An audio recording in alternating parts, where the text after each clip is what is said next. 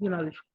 وَإِذْ قُلْنَا، اور جب ہم نے کہا لِلْمَلَائِکَةِ اسْجُدُوا، فرشتوں سے کہ تم سب سجدہ کرو، آدم علیہ السلام کو، فسجدوا، پس سب نے سجدہ کیا، الا ابلیس، سوائے ابلیس کے، ابا، اس نے انکار کیا، واستکبر، اور اس نے تکبر کیا، وکانا، اور وہ ہو گیا من الکافرین، کافروں میں سے۔ اچھا دیکھیں یہاں پر نا ایک بات بڑی ضروری اہم ہے کہ جب ہم نے فرشتوں سے کہا کہ سجدہ کرو آدم علیہ السلام کو، جب آدم علیہ السلام کی فضیلت اللہ تعالیٰ نے فرشتوں کے سامنے رکھ دی اور فرشتوں نے آدم علیہ السلام کی فضیلت کو تسلیم کر لیا، تو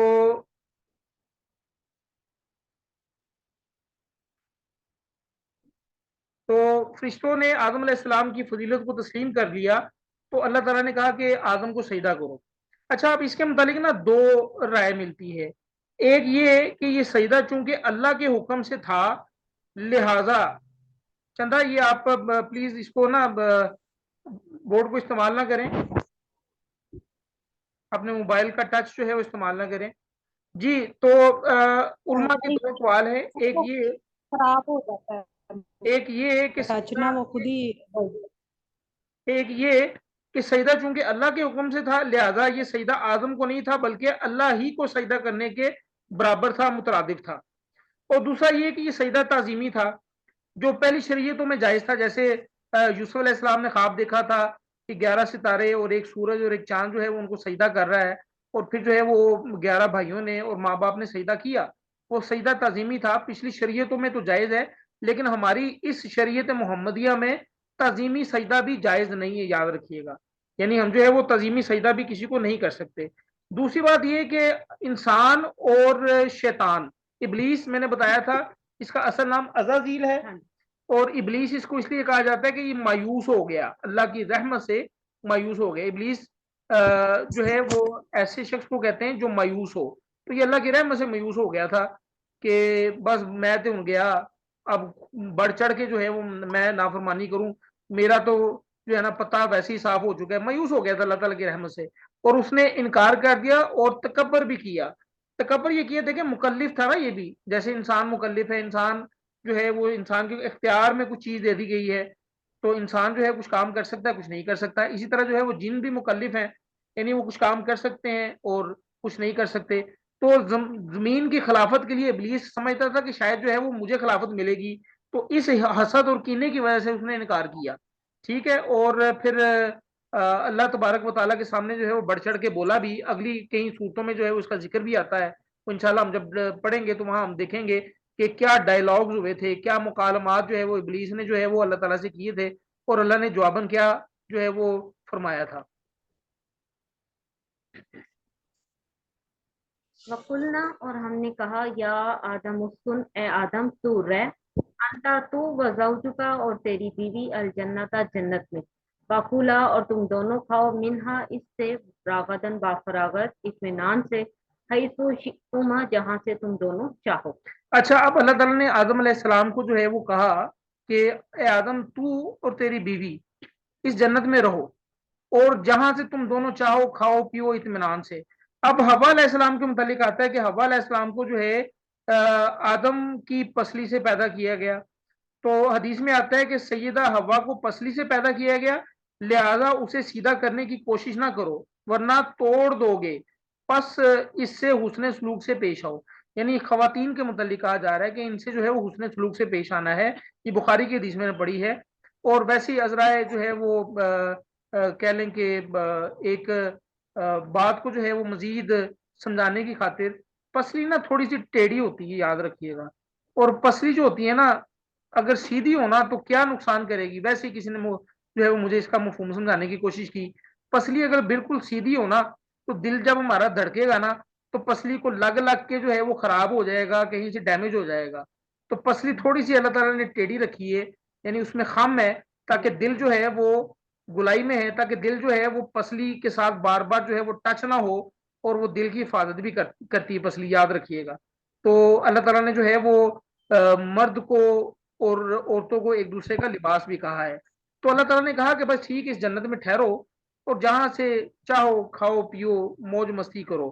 اچھا آپ دیکھیں آدم علیہ السلام جو ہے اور हवा अलैहिस्सलाम को इस जन्नत में आबाद करने का हुक्म दे दिया, लेकिन क्यों दिया? ताकि इनको पता चले, यानी आदम अलैहिस्सलाम को और हवा अलैहिस्सलाम को और इसकी औलाद को, यानी हमको, कि हमें ये पता चले कि हमारा असल ठिकाना ये सॉरी जन्नत है। अल्लाह माफ करे, गलती से अल्लाह जो है वो महफूज रखे, कि असल ठिकाना जो है वो इंसान का जो है वो जन्नत है। ठीक है। और यहाँ बात करने से इस बात का इम्तहान भी मकसूद था कि शैतानी तरगीबात के मुकाबले में अल्लाह की किस कदर अतात की जाती है। जन्नत में बात कर दी आदम अलैहिस्सलाम को, हवा अलैहिस्सलाम को, और फिर जो है वो एक इम्तिहान भी ले लिया। और वो इम्तिहान क्या था? अल्लाह ने कहा कि जहां से चाहो तुम दोनों खाओ पियो इत्मीनान से, वला तकरबा हाज़िही शजरता, वाला तकरबा, और ना तुम दोनों करीब जाना, हाजिही शजरता, इस दरख्त के, फतकूना, वरना तुम दोनों हो जाओगे, मिन ज़ालिमीन, जालिमों में से। यानी अल्लाह ताला ने एक दरख्त का कह दिया कि भाई इस दरख्त के पास नहीं जाना, ये शजरे ममनुआ है। ठीक है, ये दरख्त जो है तुम्हारे लिए ममनू है, इसके पास तुमने फटकना नहीं है। अब वो दरख्त कौन सा था? वो अंगूर का दरख्त था, गंदम का दरख्त था, किस चीज का दरख्त था? ये बहस जो है वो लाहासिल है, इससे कोई फर्क नहीं पड़ता कि कौन सा दरख्त था। बस अल्लाह ने हुक्म दे दिया इस दरख्त के पास नहीं जाना, तो नहीं जाना। तो अल्लाह ने कहा फतकूना मिन ज़ालिमीन, अगर तुम जाओगे तुम दोनों उसकी तरफ तो जालिमों में से हो जाओगे। तो जुल्म का जो लफ्जी मतलब होता है ना, वो उसका मैनी ये होता है कि किसी चीज को नाजायज तरीके से उसके असल मुकाम से हटाकर दूसरी जगह रख देना। यानी एक चीज पड़ी हुई है, उसको उठा के दूसरी जगह पे रख देना नाजायज तरीके से, ये जुल्म होता है। तो गुनाह भी जो है वो अल्लाह की नाफरमानी है, ये भी जुल्म है। और सबसे बड़ा जो है वो गुनाह जो है वो शिर्क है। इन शिर्क लज़ुल्मुन अज़ीम, सबसे बड़ा जो है वो गुनाह शिर्क है, और सबसे बड़ा जालिम जो है वो मुशरिक है, याद रखिएगा। जी नादिश आगे चलें। अच्छा, इसमें लंबी डिबेट हो सकती है कि शैतान की हकीकत क्या थी, फरिश्ते जो है वो क्या क्या जो है वो करते रहे हैं, ये, और फरिश्ते जो है वो किस तरह किस तरह के फरिश्ते हैं। एनी हाउ, हम उस सारी डिबेट से जो है वो हम बाहर निकल जाते हैं, और हम जो है फ़अज़ल्लहुमुश शैतान उस तरफ आ जाते हैं। फ़अज़ल्लहुम शैतानु, फिर उन दोनों को फिसलाया, वर्गलाया शैतान ने, अनहा, उससे, फ़अख़रजहुमा, फिर निकलवा दिया उन दोनों को, मिम्मा, उससे जो, काना, वो दोनों थे, फीही, इसमें, वकुलना, और हमने कहा, इस तो तुम सब उतर जाओ, बाजुकुम, बाज तुम्हारे, लिबाजिन, वास्ते बाज के, अदुबुन, दुश्मन है। तो शैतान ने जो है ना वो वर्ग लाया, वो कई कई जो है वो तरह से आदम अलैहिस्सलाम हव्वा अलैहिस्सलाम के पास आता गया, और मुख्तलिफ तरीकों से जो है वो वर्ग लाने की कोशिश करता गया, लेकिन आदम और हव्वा अलैहिस्सलाम जो है वो डटे रहे। आखिर एक वक्त आया, इंसान है ना, इंसान निस्यान से निकला है, भूल जाना, आदम अलैहिस्सलाम भूल गए, और शैतान आया। और ये हमने पढ़ा भी है, गालिबन सूरह ताहा में है। शैतान ने आके कहा कि आदम, मैं ये जो दरख्त है ना, ये मैं तुम्हारा खैर खा हूं, इस दरख्त का फल खा लो। जब इस दरख्त का फल खा लोगे तो जन्नत में हमेशा हमेशा जो है जन्नत में जो है वो हमेशा हमेशा जो है वो रहने वाले बन जाओगे। तो आदम अलैहिस्सलाम जो है वो भूल गए।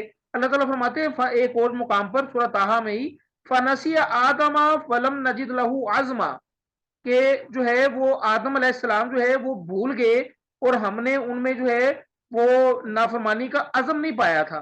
तो शैतान ने जो है वो उनको वर्गलाया, और अखरजहुमा, पस निकलवा दिया, मिम्मा काना फी, जिस जन्नत में वो थे। जैसे ही वो फल खाया, जन्नत के लिबास उतर गए, और जन्नत के पत्तों के साथ जो है अपनी शर्मगाहें उन्होंने ढांपना शुरू कर दी। तो अल्लाह ताला ने फरमाया वो कुलना भी, तो अब यहाँ से उतर जाओ, बाजुकुम लिबास न, बास तुम्हारे बास के दुश्मन है। यानी यहाँ बाजुकुम लिबास से मुराद जो है इंसान का दुश्मन भी हो सकता है। बाजुकुम लिबास से मुराद जो है शैतान जो है वो इंसान का दुश्मन भी हो सकता है। और जन्नत में जो है वो अदावत बुग़्ज़ दुश्मनी नहीं चलती, इसलिए अल्लाह ताला ने जो है वो आदम अलैहिस्सलाम को जमीन पर भेज दिया। अच्छा, फिर आगे क्या आ रहा है जी? वलकुम, और तुम्हारे लिए, फिल अर्ज़ी, जमीन में, मुस्तक़र्रुन, ठिकाना है, जाय करार है, व मताउन, और मालो मता है, फायदा उठाना है, इलाहीन, एक मुद्दत तक। जी थोड़ा सा पॉज लेते हैं हम यहाँ पर, अजान खत्म हो जाए तो दोबारा स्टार्ट करते हैं। जी अल्लाह ताला ने कहा कि जमीन पे उतर जाओ, तुम्हारा ठिकाना है उसमें एक खास वक्त तक, और फायदा उठाना है जमीन में। जी नादिश आगे चलें। فتلقى پر سیکھ لیے آدم علیہ السلام نے من ربی اپنے رب سے کلمات چند کلمات فتابہ پھر وہ متوجہ ہوا اس نے مہربانی کی علیہ اس پر انہو بے شک وہ هو التواب الرحیم وہی توبہ قبول کرنے والا بہت مہربان ہے. اچھا دیکھیں اللہ تعالیٰ نے آدم علیہ السلام کو کچھ کلمات سکھا دیے کہ بھئی آدم یہ پڑھو. آدم علیہ السلام بہت روتے تھے جب جنت سے نکالے گئے نا تو بہت روتے تھے آدم علیہ السلام. تو اللہ تعالیٰ نے مہربانی کی, اللہ تعالیٰ نے آدم علیہ السلام کو کچھ کلمات سکھا دیے کہ آدم ان کلمات سے جو ہے وہی کی اللہ تعالیٰ نے آدم علیہ السلام پر کہ ان کلمات سے جو ہے وہ ہم سے مانگو. اور وہ کلمات کون سے تھے کوئی بتا سکتا ہے؟ جی میری آواز آ رہی ہے آپ لوگوں کو؟ سر وہ دعا ربنا ظلمنا انفسنا جی وَإِن لَمْ ربنا تَغْفِرْ لَنَا. ظلمنا انفسنا, اے ہمارے رب ہم نے ظلم کیا اپنی جانوں پر, وَإِن لَمْ تَغْفِرْ لَنَا, اور اگر آپ نے ہمیں معاف نہ کیا, وَتَرْحَمْنَا, اور ہم پر رحم نہ کیا, لَنَكُونَنَّ مِنَ الْخَاسِرِينَ, تو ہم خسارہ پانے والوں میں سے ہو جائیں گے. یہ آدم علیہ السلام کو اللہ تعالیٰ نے کلمات سکھائے, آدم علیہ السلام نے یہ کلمات پڑھے اپنے رب کے حضور, اللہ تعالیٰ نے توبہ قبول کی. اللہ نے توبہ قبول کر لی, آدم علیہ السلام کو معافی دے دی, لیکن آدم علیہ السلام کا ایک جو فیصلہ تھا جنت سے نکالے جانے کا وہ قائم رہا. کیوں؟ جب توبہ قبول ہوگی تھی تو آدم علیہ السلام کو دوبارہ جنت میں لے جاتے اللہ تعالیٰ. تو کوئی وجہ بتا سکتا ہے کہ اللہ نے توبہ قبول کر دی؟ اللہ تعالیٰ خود فرما بھی رہے ہیں یہاں پر کہ انہو هو التواب الرحیم, وہ وہی ہے توبہ قبول کرنے والا, بڑا رحیم ہے. جب توبہ قبول کر لی تو آدم علیہ السلام پر مہربانی کر لی, تو آدم علیہ السلام کو دوبارہ جنت میں کیوں نہیں بلا لیا؟ جنت سے نکالے جانے کا فیصلہ اللہ تعالیٰ نے ابدی رکھ دیا.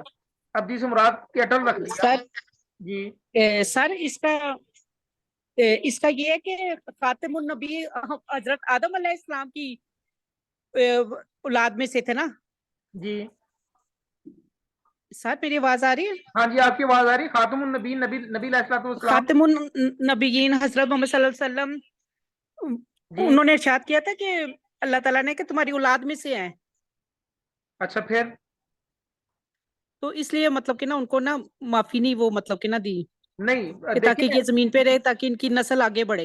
نہیں. جی بتائیں لائبہ حاجر یہ ہاتھ کھڑا کر رہی ہیں معیزہ. اللہ تعالیٰ نے اپنی حکمت اللہ تعالیٰ کیونکہ شیطان نے اللہ تعالیٰ کی نافرمانی کی تھی اور اللہ تعالیٰ سے کہا تھا کہ میں قیامت تک کی نسلوں کو بھٹکاؤں گا. یعنی اس سے مراد یہ تھا کہ اللہ تعالیٰ نے پہلے سے فیصلہ کر رکھا تھا آدم علیہ السلام کی نسل کو زمین پہ آباد کرنے کا, تاکہ ان کی آزمائش ہو سکے اور اللہ تعالیٰ دیکھ سکے کہ یہ پچھلے آیات جو ہے وہ اگر آپ کو یاد ہیں خلیفہ تو اللہ تعالیٰ نے کیا فرمایا تھا کہ ہم نے فرشتوں سے کیا کہا تھا کہ انی جائل فی الارض خلیفہ, میں زمین میں خلیفہ بنانے والا ہوں. تو جب زمین میں خلیفہ بنانا تھا, توبہ قبول کر لی, تو زمین میں ہی رہنے دینا تھا نا. بات سمجھ میں آ رہی ہے آپ کو؟ جی ہاں. تو اللہ تعالیٰ نے آدم علیہ السلام کو زمین میں خلیفہ بنانا تھا, اللہ تعالیٰ نے ان کی توبہ قبول کر لی, لیکن زمین پہ ہی رہنے دیا. اور کیوں رہنے دیا؟ کیونکہ اللہ تعالیٰ کا فیصلہ تھا یہ کہ اللہ تعالیٰ نے جو ہے وہ زمین پر خلیفہ بنانا ہے. اچھا اب یہ کلمات اللہ تعالیٰ نے جو ہے وہ سورۃ الاعراف میں آتے ہیں, ربنا ظلمنا انفسنا وان لم تغفر لنا وترحمنا لنکونن من الخاسرین. اچھا بعض لوگ جو ہے نا ایک موضوع حدیث بیان کرتے ہیں. موضوع حدیث سمجھتے کیا ہوتے ہیں؟ کیا ہوتی ہے؟ میم واو زواد واو عین. موضوع کا مطلب ہوتا ہے من گھڑت, یعنی جس کا نبی علیہ الصلوۃ والسلام کی ذات سے تعلق نہ ہو, جس کا ایون کہ حدیث قدسیہ بھی بعض ایسی انہوں نے نکالی ہوئی جو من گھڑت موضوع حدیث. وہ موضوع حدیث سنے ذرا, آپ لوگوں نے سنی ہوگی کہ جب سیدنا آدم علیہ السلام جنت سے نکال کر دنیا میں بھیجے گئے تو ہر وقت روتے اور استغفار کرتے رہتے تھے. ایک مرتبہ آسمان کی طرف دیکھا اور عرض کی, اے باری تعالیٰ سیدنا محمد صلی اللہ علیہ وسلم کے وسیلے سے مغفرت چاہتا ہوں.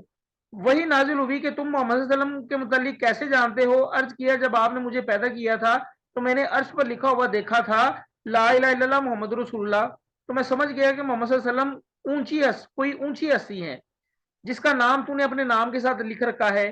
وہی نازل ہوئی کہ وہ خاتم النبیین ہے, تمہاری اولاد میں سے ہیں, وہ نہ ہوتے تو تم بھی پیدا نہ ہوتے, نعوذ باللہ من ذالک. یہ موضوع حدیث ہے, یاد رکھیے, یہ من گھڑت ہے, یہ لوگوں نے خود بنائی ہوئی ہے.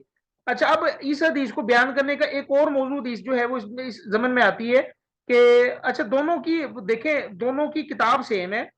یہ रियाज साकिन जो है वो कोई किताब है जिसमें मौजू हदीस लिखी हुई है। एक और मतन में लिखा हुआ है कि इब्ने अब्बास कहते हैं कि अल्लाह ताला ने फरमाया कि अगर तुम मोहम्मद सल्लल्लाहु अलैहि वसल्लम ना होते तो मैं इस दुनिया को पैदा ही ना करता। हालांकि अल्लाह ताला फरमा रहे हैं सूरह मुल्क में, अल्लज़ी खलक़ल मौत वल हयात लियब्लुवकुम अय्युकुम अहसनु अमला, कि मैंने जिंदगी और मौत को इसलिए पैदा किया ताकि मैं आजमाऊं कि तुम में से कौन बेहतर अमल करता है।